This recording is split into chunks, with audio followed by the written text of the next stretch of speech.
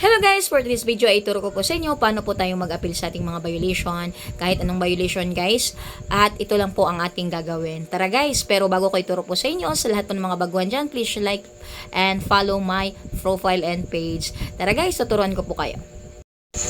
Punta tayo sa Facebook, then sa menu, tapos sa profile guys, tapos sa may tatlong dot. Tapos, antayin lang natin guys. At sa pinakababa is copy paste natin or copy link natin yan guys, yung link ng ating Facebook. Tapos, punta tayo sa professional dashboard at hanapin si profile recommendation at doon sa profile status natin makikita ang ating violation. Ayan. Tapos, screenshot natin guys. Ayan, screenshot natin. Saka po tayo pupunta sa report a problem. So, punta tayo sa report a problem and continue to report a problem. Tapos, antay lang po natin at mamili po tayo dyan kung ano po ating i-report, ang ating profile o ating page. So, waiting lang po tayo guys. Huwag niyo pong anuhan yung bug na yan kasi nag-loading pa. Lalabas po yan. Ayan, pinutin natin ang include. Include, tapos profile po ang ating mga nagkaroon ng violation ng paglabag. Ayan, pinutin natin si profile.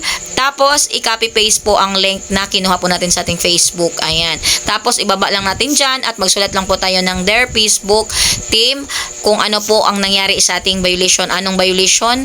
What kind of violation na nangyari po sa paglabag sa ating Facebook dyan kay Meta World. Ayan.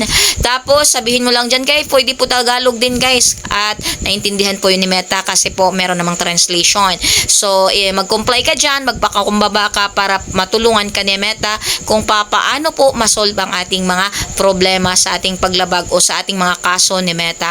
So, hindi man tayo makukulong pero meron talagang nakabayulit talaga tayo at bibigyan tayo ng parusa ni Facebook. Pero pag mag-appeal tayo guys, ay magkakaroon tayo ng pag-asa na babalik ang ating magandang recommendation. So, yan lang guys. Tapos, yung screenshot natin dyan is i-upload lang po natin. Pagkatapos i-upload guys, ay merong arrow dyan sa kabila. I-send na po natin kay Meta or send report. So, yun lang guys. Thank you for watching.